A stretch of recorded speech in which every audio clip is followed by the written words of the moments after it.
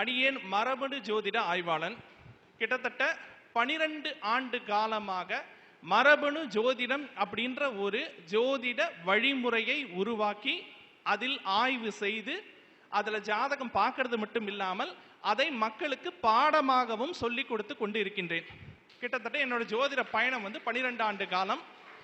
இந்த 12 ஆண்டுக்கு முன்பாக மரபணு ஜோதிடம் என்ற பெயர் ஜோதிட உலகத்தில் இல்லை. சரியாக இது அறிமுகப்படுத்தப்பட்டது 2017ஆம் ஆண்டு. 2017ஆம் ஆண்டுக்கு முன்பாக இது ஆய்வில் இருந்தது. என்னுடைய ஜோதிட பயணம் ஆரம்பித்தது 2013ஆம் ஆண்டு. இன்னைக்கு 2025, சரியாக இது 12வது வருடம். இந்த ஜோதிடத்து சம்பந்தமாக அல்லது இந்த ஜோதிடம் பார்த்தவங்க இல்ல பார்க்காதவங்க வெளி பார்வையாளர்களாக நிறைய பேர் இருப்பீங்க. அவங்களுக்கு இது சார்ந்து ஏதாச்சும் சந்தேகங்களோ அல்லது கருத்துக்களோ இல்லை ஏதாச்சும் நம்ம கிட்ட கேட்டு கிளாரிஃபை பண்றதுக்கு, அதாவது தெளிவு பெறுவதற்கான கேள்விகள் இருக்கலாம். அது சம்பந்தப்பட்ட ஏதாச்சும் கேள்விகள் இருந்தால் வாடிக்கையாளர்கள் ஒவ்வொருவராக கேட்கலாம். சந்திரனுடைய கர்ம பதிவை உதாரணமாக வச்சு நீங்க ஒரு கேள்வி கேட்டீங்க. என்ன கேள்வி கேட்டீங்க? சந்திரனுடைய கர்ம பதிவை கொண்டு பிறந்தவர்களுக்கு உணர்வு ரீதியான மன ரீதியான பாதிப்பு இருந்தால் அதிலிருந்து அவர்கள் வெளிவருவது எப்படி? இதுதானே எங்களுடைய கேள்வி. ஓகே, அப்ப அதுக்கு முன்னாடி சந்திரனுடைய கர்ம பதிவுனா என்னன்னு தெரியணும்ல, உங்களுக்கு தெரியும். ஓகே, வாசகர்கள் அவங்களுக்கு தெரிஞ்சுக்கணும் இல்லைங்களா? அதை நான் சொல்றேன்.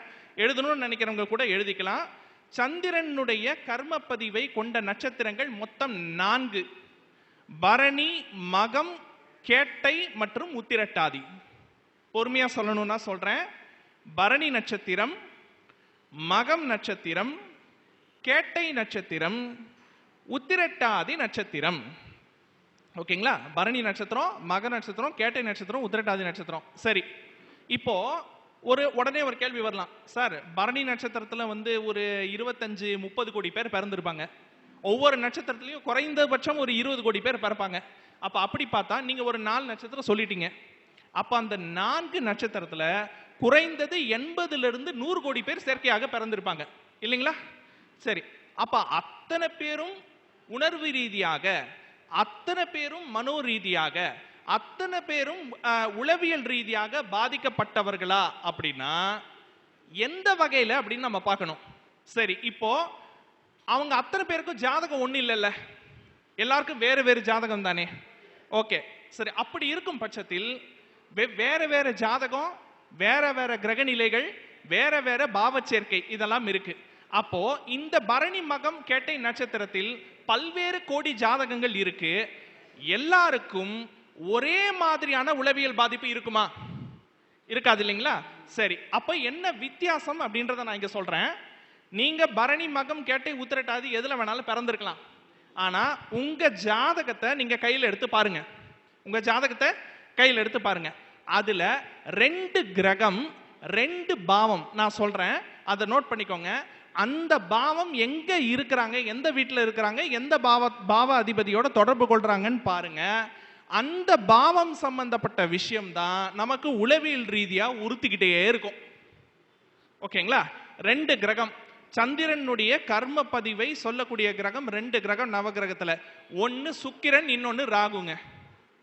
சுக்கிரன் கிரகம், ராகு என்கின்ற கிரகம் சந்திரனுடைய கர்ம பதிவை சொல்லுகின்ற கிரகம். சரி, ஓகே. 12 பாவங்கள் இருக்கு இல்லைங்களா? நம்ம லக்னத்திலிருந்து 12 பாவம் இருக்கு. அந்த லக்னத்திலிருந்து 12 பாவங்கள்ல சந்திரனுடைய கர்ம பதிவை சுட்டி காட்டக்கூடிய சொல்லக்கூடிய பாவம் 6ஆம் பாவம், 6ஆம் அதிபதி, 7ஆம் பாவம், 7ஆம் அதிபதி. ஓகேங்களா? சோ பாவம் எடுத்துக்கிட்டீங்கன்னா 2, 6, 7. கிரகம் எடுத்துக்கிட்டீங்கன்னா யாரு? சுக்கிரனும் ராகுவும். ஓகே, இப்போ உதாரணத்துக்கு ஒருவர் கேட்டை நட்சத்திரத்துல பிறந்திருக்கிறாரு. இங்க எத்தனை பேர் கேட்டைன்னு எனக்கு தெரியாது. ஓகேங்களா? சரி, ஓகே. இப்போ ஒருத்தர் கேட்டை நட்சத்திரத்துல பிறந்திருக்காரு, இல்ல உத்திரட்டாதியில பிறந்திருக்காரு, ஏதோ ஒண்ணுல பிறந்திருக்காரு. இப்ப அவருக்கு சுக்கிரனோ அல்லது ராகுவோ இல்லை 6ஆம் அதிபதியோ இல்லை 7ஆம் அதிபதியோ போய் 10ஆம் பாவத்துல போய் அமர்ந்திருக்காங்கன்னு வச்சுப்போம். ஒரு உதாரணம் தான். ஓகேங்களா? அவங்க எங்க வேணாலும் இருப்பாங்க, 12 கட்டத்துல எங்க வேணாலும் இருப்பாங்க. ஒரு 10ல போய் உட்கார்ந்துருக்காங்க அப்படின்னு வச்சுப்போம். இப்போ சந்திரன் கர்மா அவருக்கு ஏற்கனவே இருக்கு. அந்த கர்மாவை சுட்டி காட்டக்கூடிய கிரகம் அல்லது பாவம் எந்த பாவத்துல போய் அமர்ந்திருக்காங்க? 10ஆம் வீட்டுல போய் அமர்ந்திருக்காங்க. இப்போ அவரை பார்த்தீங்கன்னா வீட்டிலலாம் அவருக்கு பிரச்சனை எல்லாம் இல்லை. வீட்டிலலாம் அவருக்கு வந்து உளவியல் ரீதியான மன போராட்டமோ உணர்வு ரீதியான பிரச்சனையோ அழுகிறதோ பயம் வருதோ சோகம் வர்றதோ ஒரு கிளி ஏற்படுறதோ அவருக்கு வேற எங்கேயுமே இல்லை. இதெல்லாம் அவருக்கு ஏற்படக்கூடிய இடம் எதுன்னு தெரியுங்களா? அவருடைய ஆபீஸ். ஏன்? 10ஆம் பாவம் என்னது? தொழில். ஓகேங்களா? அப்போ அவர் என்ன பண்ணுவார் அப்படின்னா, இப்போ சில பேர் வந்து தொழிலை வெறும் தொழிலா பார்ப்பாங்க, சில பேர் தொழிலை வியாபாரமா பார்ப்பாங்க, சில பேர் தொழிலை வந்து பேராசையா பார்ப்பாங்க, சில பேர் தொழிலை சுயநலமா பார்ப்பாங்க. ஆனா யாருக்கெல்லாம் சுக்கிரன் ராகு 10ஆம் பாவத்து கூட 6ஆம் பாவத்து கூட சம்பந்தப்படுதோ, யாருக்கெல்லாம் 6ஆம் பாவம் 7ஆம் பாவம் 10ஆம் பாவத்து கூட சம்பந்தப்படுதோ அவங்கெல்லாம் தொழிலை உயிரா பார்ப்பாங்க. ஏன் உயிரா பார்ப்பாங்கன்னா, சந்திரன்றது என்னது? மன உணர்வை வெளிப்படுத்தக்கூடிய காரகத்துவமான கிரகம். அப்ப சந்திரன் கர்மா 10ஆம் பாவத்து கூட சம்பந்தப்படுதுன்னா என்ன அர்த்தம்னா, தொழிலை அவங்க சென்டிமெண்டா கனெக்ட் பண்ணிக்கிறாங்கன்னு அர்த்தம். புரியுதுங்களா? இல்ல இல்ல, ஒரு உதாரணத்துக்கு சொல்றேன் நான். ஓகே, தொழிலை வந்து அவங்க என்ன பண்றாங்க? சென்டிமெண்டா கனெக்ட் பண்ணிக்கிறாங்க. எப்படி சென்டிமெண்டா கனெக்ட் பண்ணிக்கிறாங்க? இன்னும் கூட நீங்க சினிமாவிலையும் நேர்லயும் பல பேர் சொல்றதை கேள்விப்பட்டிருப்பீங்க. என்னுடைய முதல் மனைவியே இந்த ஸ்டெத்தஸ்கோப் தான் ஒருத்தவங்க சொல்லுவாங்க. பார்த்துருக்கீங்களா? சினிமாவில் பல தடவை இந்த சீனை பார்த்துருப்பீங்க. ஓகேங்களா? அப்போ என்னன்னா, அது ஒரு தொழில், அது நமக்கு வாழ்வாதாரத்தை கொடுக்குது, அதுக்கான மரியாதையை நம்ம செய்யணும். அந்த லிமிட்டோட நிறுத்திக்கிட்டா போதும். அதுக்கு நம்ம உண்மையா இருக்கணும்ன்ற லிமிட்டோட நிறுத்திக்கிட்டா போதும். ஆனா இவங்க என்ன பண்ணுவாங்கன்னா, உணர்வு ரீதியாக அந்த தொழிலோடு ஒன்றி விடுவார்கள். உணர்வு ரீதியா அந்த தொழிலோட ரொம்ப ஒன்றை என்ன ஆகும்னா, ஒரு நாய்க்குட்டியை வளர்க்குற மனநிலை எப்படி இருக்கும்? ஒரு பெட் டாகுங்க, ஒரு நாய்க்குட்டியை வளர்க்கிற மனநிலை, அந்த நாய்க்குட்டி மாதிரி அந்த தொழிலை பார்க்க ஆரம்பிச்சிருவாங்க.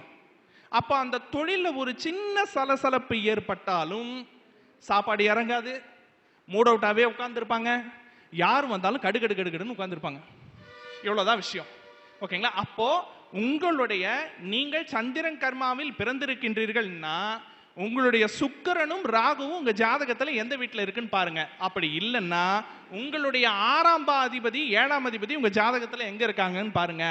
அந்த விஷயத்துல உங்களுடைய உணர்வு உளவியல் அதுக்குள்ள போய் மாட்டக்கூடாது. இதுதான் விதி. இவ்வளவுதான் விதி. பரிகாரம்லாம் ஒண்ணு இல்ல. பரிகாரம்ன்றது என்னது? வாழ்வியல் தான் பரிகாரமே. ஓகேங்களா? சந்திரன் கர்மா எந்த பாவத்தோடு சம்பந்தப்படுகின்றதோ அந்த பாவத்தில் நாம் உணர்வு ரீதியாக ரொம்ப உள்ளே போக போக போக அதுவே நம் வாழ்வின் சோக கதையாக மாறிவிடும்.